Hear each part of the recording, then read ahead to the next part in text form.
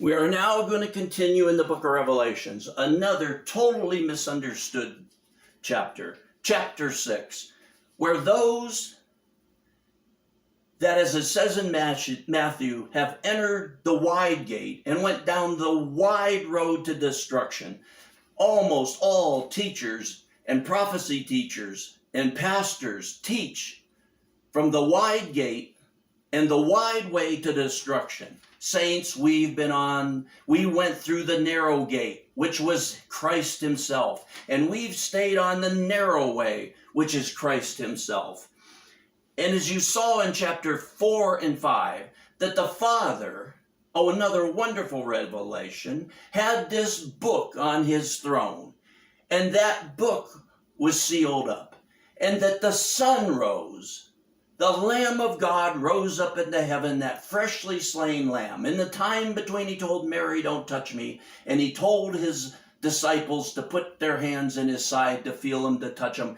That, in the last chapter, chapter 5, was a beautiful revelation of that time that the Lord had showed John. And we go on now to chapter 6, another totally misunderstood chapter. Because now they'll certainly say, John, this is certainly the tribulation. No, it's not. It touches upon the tribulation. It covers the tribulation, but it has nothing to do directly with the tribulation. Once again, they've been wrong. You might ask me, how do you know these things? I'm a nobody. If there's anything God showed me, that he has done this because I am very foolish, and he done this to confound the wise. One day I was just asking God, I'd like to understand the book of Revelations. It seems nobody does. It's so confusing. And his spirit fell upon me. And when I read the beginning of the first book, the revelation of Jesus Christ, I went in that door and this book opened to me in a way I could never know. I am not smarter. I am not better. I am not more righteous. I just had a revelation of Jesus Christ, as Paul would say. And in chapter 6, verse 1, and I saw when the Lamb broke one of the 7 seals, and I heard one of the 4 living creatures saying as with a loud voice of thunder, "Come, John, come here." The Lamb breaks one of the seals. Remember, that scroll is sealed up because of the debt against the names that are within it. And the sun rose up, having paid the price of that debt. He is now breaking these seals. These seals cover the entire church age, from the day of his resurrection until the very end of the tribulation. These seals cover everybody chosen, predestined by the Father. These seals cover that entire time of the church age. And these 4 living creatures announce the first 4 seals. We'll go over in this message the first 4 seals. And the living creatures, as I told you, they stand between God and man. They stand between heaven and earth. And they are calling John to these messages. And they come for the first 4 because it's in between heaven and earth, God and man. They stand in that place and they bring John to that place to show him these things that will be the purpose of God in these seals, in this book, in this Lamb, and his work. And they said, "Come." And I looked, and behold, a white horse. And he who sat on it had a bow, and a crown was given to him. And he went out conquering and to conquer. Everybody's telling you that this is Jesus. You will never find in the Bible a reference, a vision, a symbol of the Son of the living God, of God himself, in this sense, and he who sat on it. Yes is not the Lord. And the horse is not what they think. I asked God to show me further about the horse, because all I had is what he showed me there in Revelations. And recently he took me and opened up Zechariah 1:8 through 11. And Zechariah is having this vision. And I saw at night, and behold, a man was riding on a red horse. And he was standing among the myrtle trees which were in the ravine, with red, sorrel, and white horses behind him. Then I said, My Lord, what are these? And the angel who was speaking with me said to me, I will show you what these are. And the man who was standing among the myrtle trees with the horses answered and said, These are those whom the Lord has sent to patrol the earth. And that's what we have in the first seal. Throughout the church age, these seals are going to show the conditions of the earth and the things that God is allowing as the church age goes on. The church expected the Lord to come and rule and reign with us in power almost immediately, in their lifetime, certainly. And what he's showing here, what he's telling John, there's going to be thousands of years before that happens. Let them know this white horse is God's authority. Paul said that all authority, all rule is set up by God. We're to obey the governments. We're to do what they tell us because he has set up those governments. At times they're tyrannical. At times they're evil. At times they cause trouble. But in the end, they're fulfilling God's purpose. Man ain't running across the earth, destroying it out of free will. God has control of things. And as you saw in Zechariah, in the end it says, and the earth is peaceful and quiet. In the end, we are better off with this rule and reign under God's authority, because you take God's authority away with these human beings, and the earth will turn into chaos. Everybody, imagine a riot in an inner city for something that's just drove everybody mad. The whole earth will be like that without these men with God's authority ruling and reigning upon the earth. And a crown was given to him, and he went out conquering to conquer. God sets these kings up. God sets that power up. God sets that authority up, and they do go out and conquering and to conquer. It's for God's purpose as he is getting his will done. The earth prepared for what he's doing. So the church expected him to come back right away. But he is saying, and to rule and reign, but he is saying no man will rule and reign for a considerable amount of time.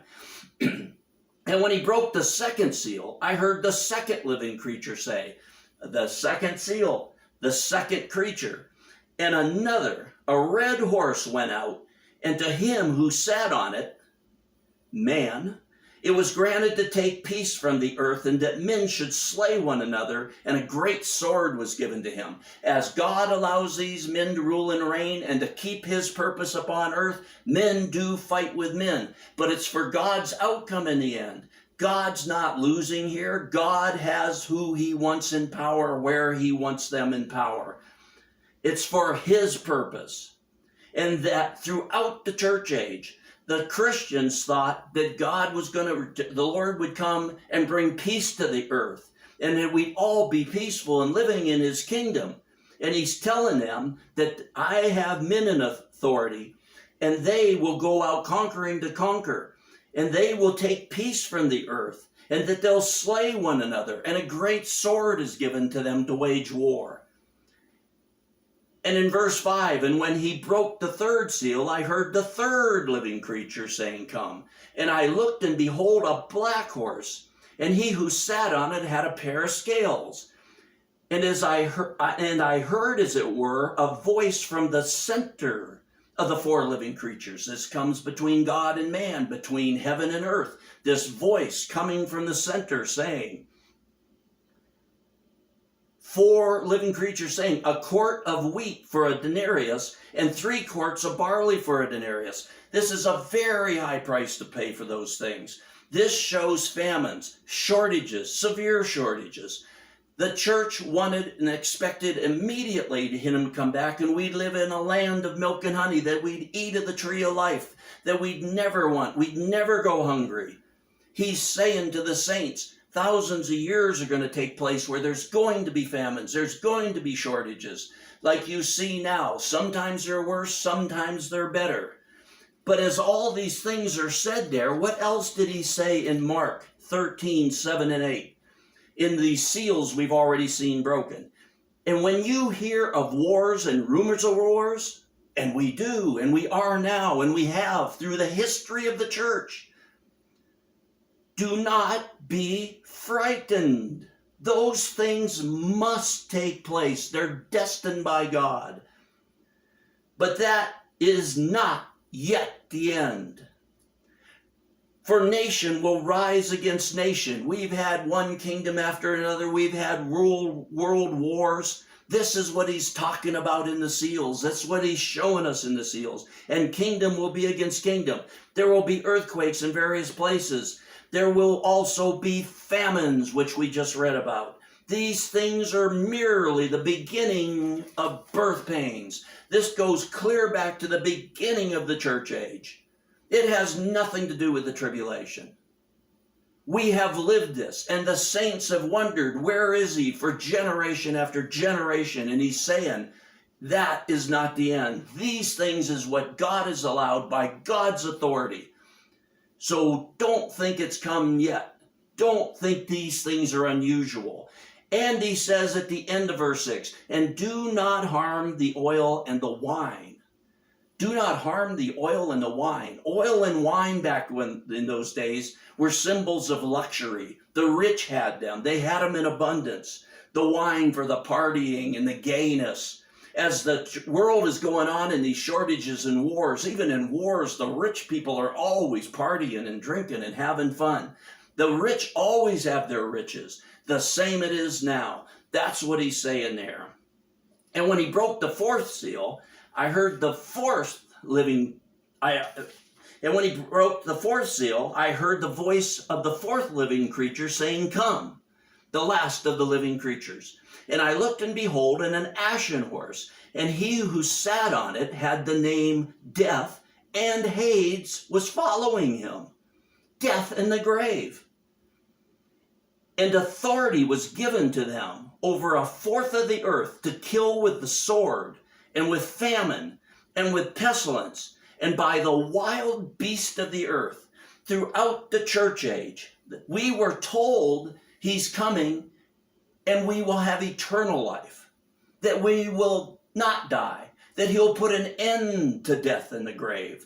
And that's what the saints were waiting for, desperately, even the apostles, thousands of years ago. And now he's telling John, you're all passing on. We have to let them know that the earth is going to go on as it has. And they will, the saints still will die, and they will be buried. And authority was given to them over a fourth of the earth. God doesn't let death and destruction and pestilence and shortages and wars envelop the entire earth. It would be chaos. Man would be gone. But he keeps it restricted to about a fourth of the earth at a time, or less, or a little more. But over a fourth of the earth, they had authority to bring death and the grave, and to kill with the sword, and with famine, and pestilence, and by the wild beast of the earth. We got very few wild beasts left on the earth anymore, but in the early church age, people were commonly killed by animals. As settlers spread out across the earth, hundreds and hundreds, if not 1,000 years ago, wild animals was a big problem. And Christians would say, you said, Lord, you said, the lion would sleep with the lamb. They're not doing that. And not only that, they're killing us. He's saying that even that would go on throughout the entire church age. Don't be deceived. Don't be let down. And you can see now, I hope, that this has nothing to do directly with the tribulation. But these things will go on in the tribulation and will be magnified in the tribulation. But so far, we're not there yet. The second half of this chapter, chapter 6, we will cover in the next message.